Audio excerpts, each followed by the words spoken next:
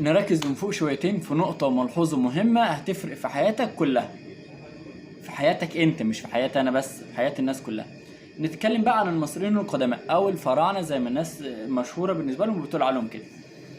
المصريين القدماء دولت رمسيس الثاني تحديدا في مشكلة في حياته. مشكلة في حياة رمسيس الثاني ده ان هو عمل تمثال الضخم الكبير قوي اللي اول ما تخش المتحف اللي احنا قلنا عليه اللي هو 83 طن ده، ماشي، اللي هو 83,000 كيلو موجود في المتحف المصري الكبير. عمل تمثال اكبر منه شويتين اللي هم 1000 كيلو 1000 طن اللي هو مليون كيلو موجود في قلب معبد الرامسيوم اللي هو معبد الجنائزة رمسيس الثاني في قلب الاقصر.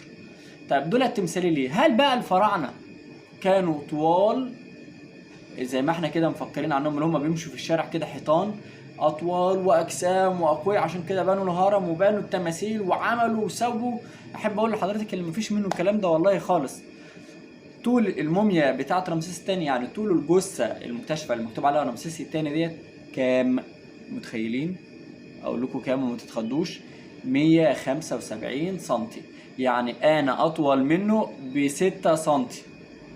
انت متخيل الرقم؟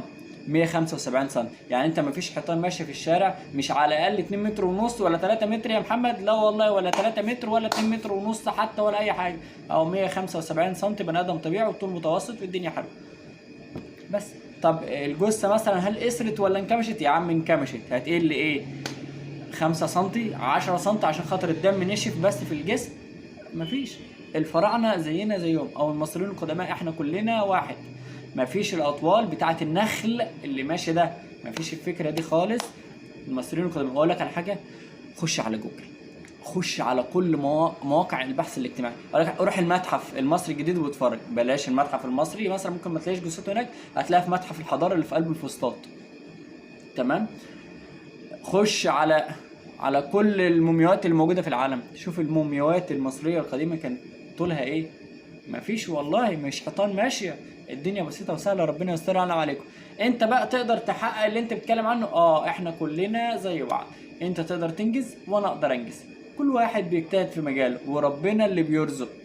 اجتهد وركز، ما تتخيلش اللي هم عندهم حاجات خارقه، هم كلهم كانوا بيتعلموا، ده بيوصل علمه لده وده بياخد العلم من ده وبيعلم اللي ورا منه وهكذا، والدنيا ماشيه على كده.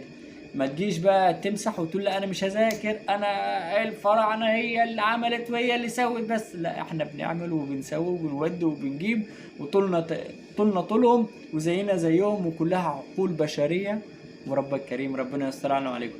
لو اول مره تشوفني ما تنساش لايك وشير وسبسكرايب وتشترك في القناه اذا